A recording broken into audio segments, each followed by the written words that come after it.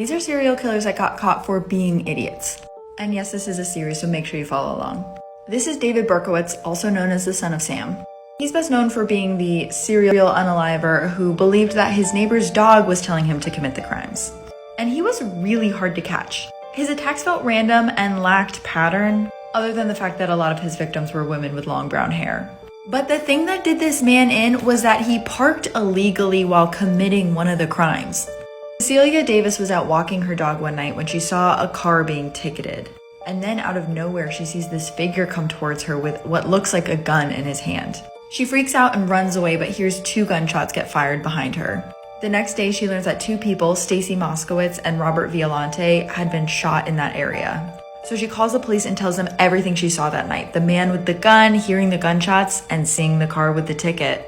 And the cops did a real quick search through their database and found that the car had been registered to Berkowitz, who was already on their radar.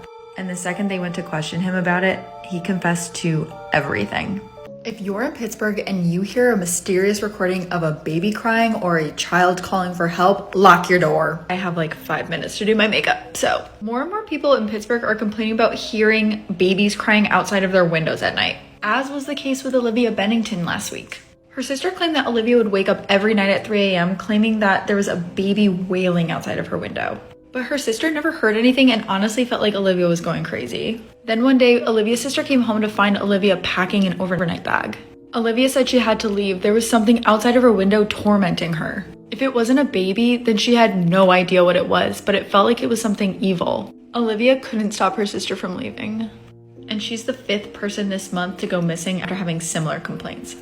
Have you ever wondered how accurate police sketches are? I'm going to show you some sketches, then I'm going to show you the person that was caught, and we're going to see. And I cover all things spooky on this channel, so make sure you follow along. So this photo right here is a police sketch of the original Night Stalker, also known as the Golden State Killer. The Golden State Killer is known for terrorizing California in the 70s and 80s. So it took a really long time for them to be able to catch the Golden State Killer, and part of the reason is they thought that he was 2 different killers at first. They thought it was one person who was responsible for a bunch of SAs that were happening in Northern California, and then a separate person that years later was responsible for taking people's lives. But DNA evidence proved that it was one man, and these are some sketches of him. One thing that really stands out to me is this like all-American kind of boy next door look that he almost has. In 2018, DNA evidence proved that it was Joseph D'Angelo who was the Golden State Killer, but let's look at some pictures of him when he was younger. The other photos to me don't look as similar, but this is spot on to me. There's so many little details in this photo that are correct, from the swoopy hair to the chubby cheeks and the thin lips. Like even the ears look identical. And you'll notice here that he is in a cop uniform because he was a cop, which is something that they figured because of the nature of his crimes. One thing that he would do to victims was he would wake them up by shining a flashlight into their eyes, which is something that the police would use to disorient people that they were arresting. Ultimately, it was DNA evidence from a genealogical database that put him away, but I'm a little bit surprised they didn't catch him based on the sketch because it looks so similar to me. Welcome to another installation of killers that got caught because they're idiots. Today we're talking about the guy that tried to kidnap a barista in Washington on Monday.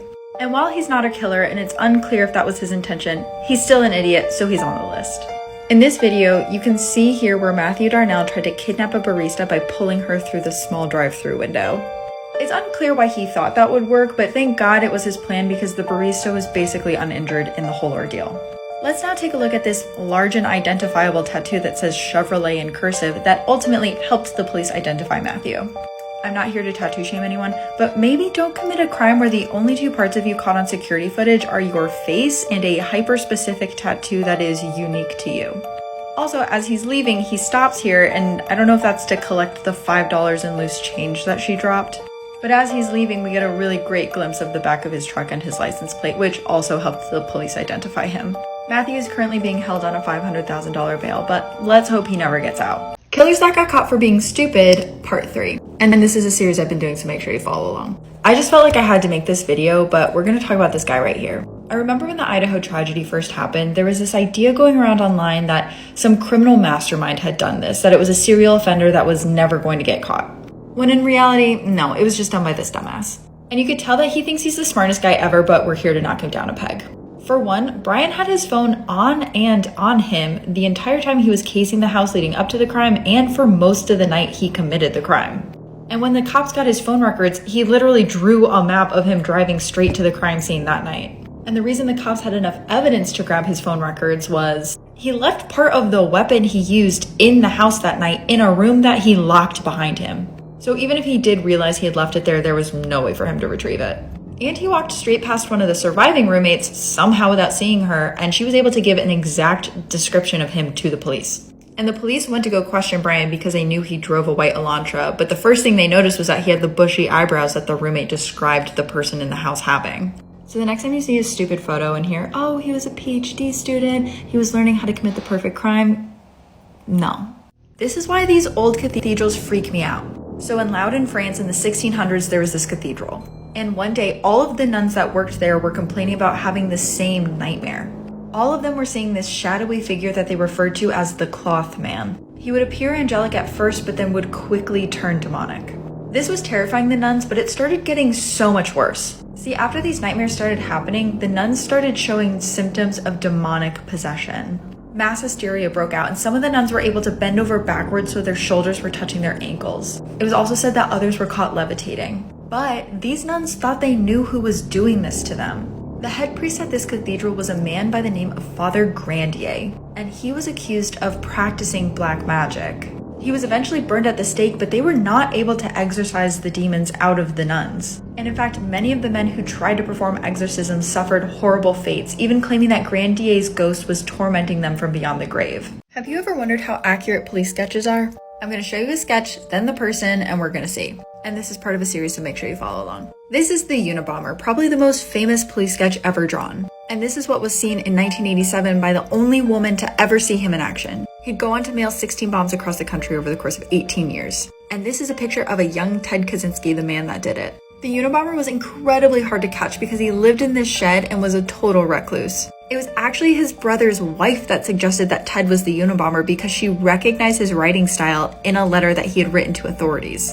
Thank God for observant women, and let me know if there's anyone else you want to see. Working overnight at a hospital sounds terrifying. A few years ago, a woman was working an overnight shift in the dementia ward of a hospital. And she went to go check in on one of her patients who had aphasia, which means that she couldn't speak. But it seemed like the older woman was trying to communicate something to the nurse. And the nurse got a really bad vibe. She's like, okay, something's clearly wrong here. When all of a sudden the woman with aphasia starts shaking, she looks terrified and she points at something behind the nurse. But when the nurse turned around, there was nothing behind her. The nurse is terrified, but she finishes her shift. She has to clock out downstairs in the basement of the hospital, and it's like 3 a.m. at this point. And all of a sudden, out of nowhere, she hears this clanging noise. So she peers around the corner into the hallway, and there's just a knife laying in the middle of the hallway. No explanation.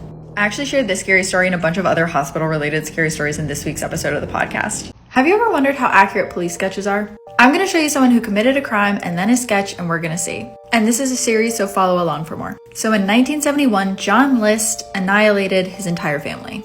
John had recently lost his job, but for a while he was pretending that he still had a job. He would leave his house in the mornings, but would spend the whole day just reading and not being at work. He knew his family would eventually catch on, so on November 9th, very slowly and methodically, one by one, he took the lives of his mother, his wife, and all 3 of his children. And then he disappeared to start a new life. That is, until 18 years later, when Frank Bender, a police sketch artist, debuted this clay bust of what he thought John would look like at this time on America's Most Wanted. He age progressed John 18 years from the last time he had been seen, and he even got his glasses right. The bust was so accurate that a man named Robert Clark would be arrested in Denver because his neighbors called in a tip to the FBI. John had been living under that name for 18 years. Do you remember the story of the adult woman who was pretending to be a child in order to get adopted? Well, the story is so much crazier than that. In 2010, the Barnett family adopted Natalia Grace, a 6-year-old girl from Ukraine. But shortly after the adoption, the family claimed that Natalia wasn't who she said she was. She couldn't speak any Ukrainian, which the family thought was weird, but she was also showing signs of being post-puberty, meaning she probably wasn't 6 years old. So the parents got a bone density test done on her, and the doctor said that she was at least 14, if not older. And on top of that, her behavior was starting to become menacing. She would stand over the parents' beds at night saying she was just waiting for the right time, and she threatened violence against the 3 other sons. One time she even tried to poison the mother. But what do the parents do? They get her age legally changed to 22 years old, rent her an apartment, and leave her in it by herself. They thought they were escaping a murderer, but many believe that they abandoned a disabled child. There's so many twists and turns to this story, and I do a whole deep dive on my podcast this week. When I was 5, I was groomed by a future murderer. My family and I had a caravan in a holiday park in New South Wales. We would go there every school holiday, and I have a lot of fond memories of this place. But other memories are not as good. The people who owned the caravan park had a son, and he was about 25 years old. He would drive around the park and collect everyone's trash in a tractor and do other odd jobs to help out around the park. Every once in a while, he would pull up when I was playing out front and ask if I wanted a ride on the tractor. Of course, I said yes, but this was also back in the day where parents would let kids just play in the street with no supervision. So one day, he dropped me off back at our van, and my dad comes storming out, yanks me by the arm off the tractor, and pulls me inside. And he screams at me saying, "You are never allowed to hang out with that boy ever again." And I start crying, and I'm saying, "He's nice, he gives me lollipops." I couldn't understand why my dad didn't want me hanging out with the nice man that gave me lollipops and let me ride on his tractor. Fast forward like 14 years, my family and I are watching TV one night when the man's face flashes across the screen. He had taken the lives of 2 people and was now serving time in prison. And the worst part, he used pills on the people that he would call his lollies. People now think there's drone footage that confirms that this ghost is real. Oh my god. So since the 1980s, locals in Cannock Chase in the UK have claimed to see the ghost of a black-eyed little girl in the woods. Multiple witnesses have reported seeing a little girl with soulless black eyes and a crooked neck popping out of the woods. Some say she's searching for her mother, and others say that she feels demonic. But now reports are saying that a drone may have caught a photo of her. This is the image that was captured this week, and people are saying they think this is the girl. Here's a close-up image of it where you can see her hair, you can see her crooked neck, and you can see the black eyes. But what do you think? Is it her? Have you heard this scary radio transmission people have been hearing? So Mark Connolly was in Grand Rapids last week when he heard something strange come over his radio that interrupted the music he was listening to.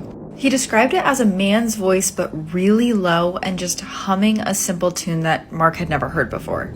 It lasted like 3 seconds, but Mark said his dogs were freaking out when it came on. So Mark does what anyone does, and he goes to the internet where he finds a Reddit thread from 2010 of another woman saying that she heard the exact same thing he did. That was the only thread he could find on the entire internet of someone hearing exactly what Mark had heard, and no one had replied to her Reddit thread.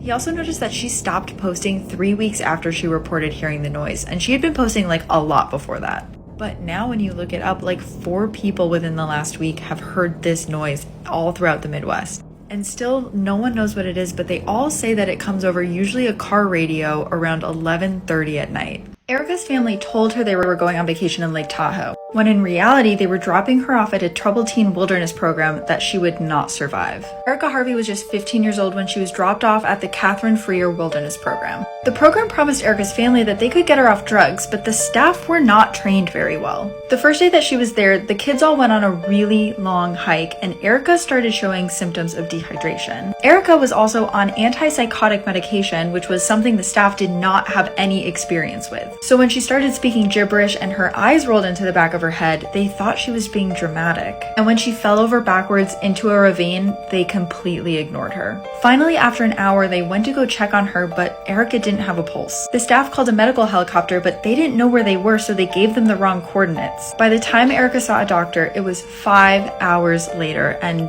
she didn't have a chance. And programs like Erica's still exist today, trapping kids like prisoners because they're minors and can't sign themselves out. This week I interview a survivor who was gone for 3.5 years in the troubled teen industry because she was 14 years old when she was taken.